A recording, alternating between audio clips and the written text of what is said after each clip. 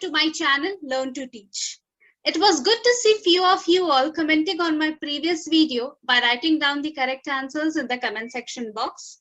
So continuing with the previous topic, today I would like to discuss a few more multiple choice questions based on the concept of human digestive system and the teeth, that is the structure of a tooth and dental caries.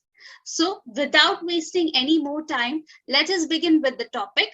For those who haven't watched my previous video, please do watch it now. The link has been given in the description box. Here's the first question for you all. The short upper U-shaped part of the small intestine continuing from the stomach is called dash. And the options are option A, duodenum, or else it is option B, jejunum. I hope you must have guessed the answer. Over here, the correct answer is option A, that is duodenum. Duodenum is the first short upper U-shaped part of the small intestine continuing from the stomach. Whereas jejunum, it is the middle second part of the small intestine. The next question is, duodenum receives a common duct that brings secretions from both the dash and dash. Here the options are option A, gallbladder, pancreas, or else it is option B, liver, pancreas. I hope you might have guessed the answer. Here the correct answer is option B, that is the liver and pancreas. So duodenum, which is the first part of the small intestine, it receives a common duct that brings secretions from both the liver and pancreas. As you can see in the diagram over here, the bile juice which is secreted by the liver and pancreatic juice which is secreted by pancreas. All these digestive juices are poured into the small intestine. Then what is the role of gallbladder over here? Gallbladder just stores the bile juice which is secreted by the liver. Let us move on to question number 3. What is the function of bile? And the options are option A, bile takes part in the digestion of carbohydrates present in the ingested food. Option B, bile takes part in the digestion of fats present in the ingested food. Here the correct answer is option B. That is, the main function of the bile juice is to convert fats into fatty acids. Okay. And the process by which the fats are broken down into the tiny droplets of fatty acids, that process is known as emulsification. I hope it's clear.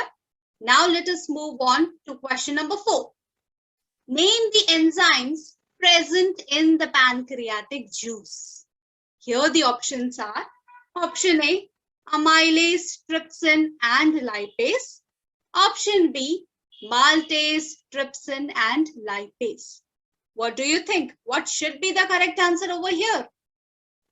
Here the correct answer is option A. That is the enzymes which are present in the pancreatic juice. Those are nothing but amylase, which converts starch present in the food into maltose, trypsin, which converts proteins and peptones into peptides, and lipase, of course, which converts the fats into fatty acids and glycerol. Let us move on to the next question. Enzyme sucrase present in the intestinal juice breaks down sucrose into dash and dash. And the options are option A, glucose and galactose, or else it is option B, glucose and fructose. So what do you think? What should be the correct answer? Here the correct answer is option B. That is, the enzyme sucrase is involved in the breakdown of sucrose into the simple sugars, that is glucose and fructose.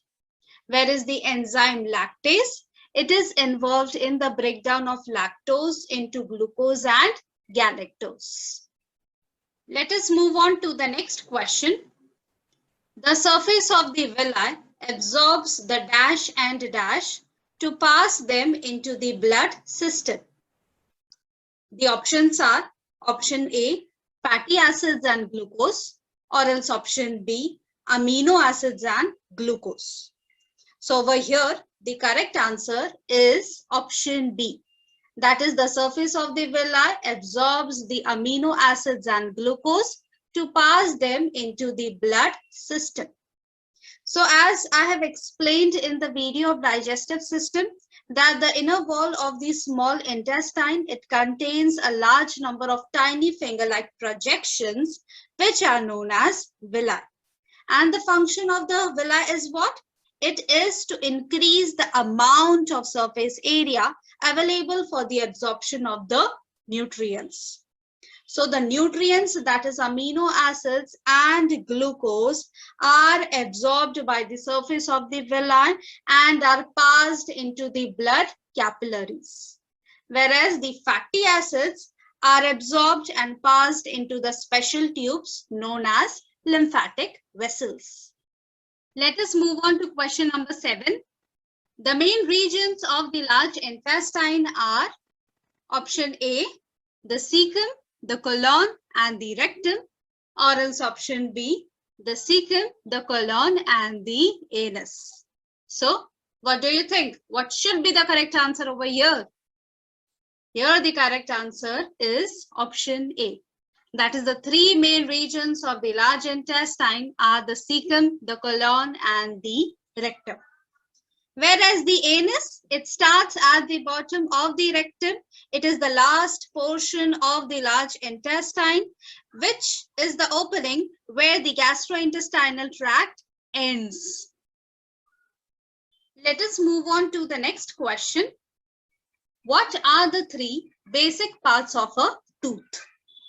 The options are option A, crown, neck and root.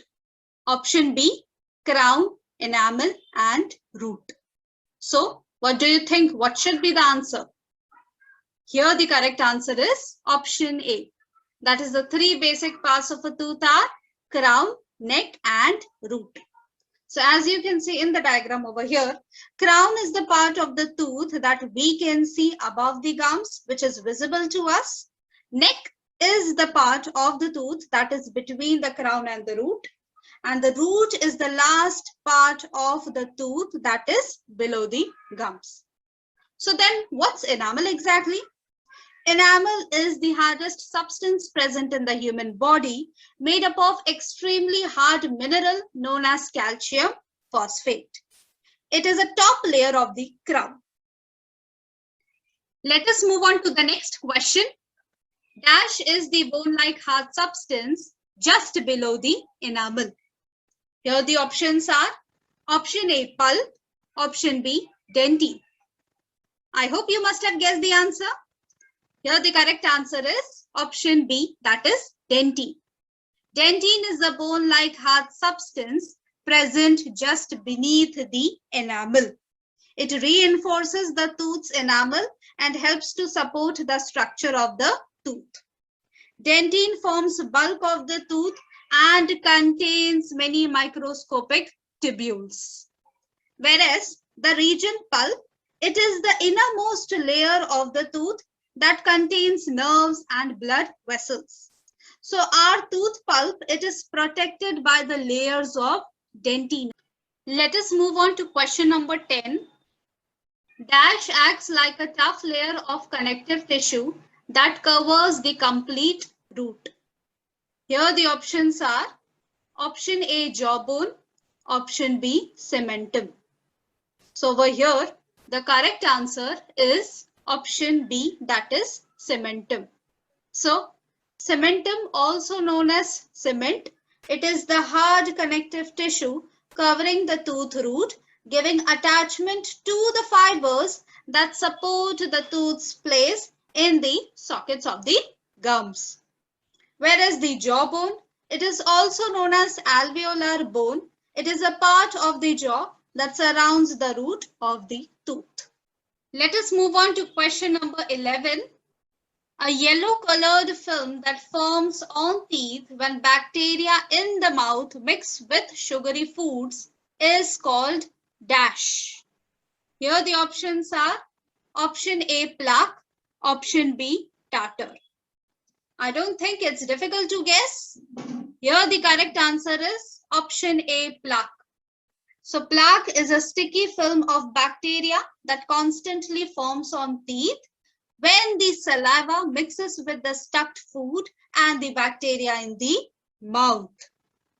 Whereas tartar is exactly what? It accumulates on our teeth when plaque is left untreated for a long period of time.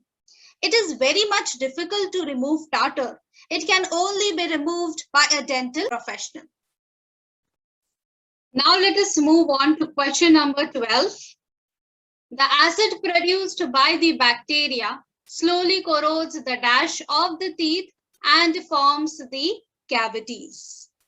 Here the options are option A, dentine, option B, enamel. So the correct answer is option B, enamel. So the enamel of the teeth gets corroded slowly by the acids which are produced by the bacteria. Now, how come exactly these bacteria produce acids in the oral cavity? It is because these microbes, they use every bit of the leftover food particles and drinks that contain sugar as an ingredient, and they convert them into acids through a process called glycolysis, which is the main energy generating pathway in all the bacteria.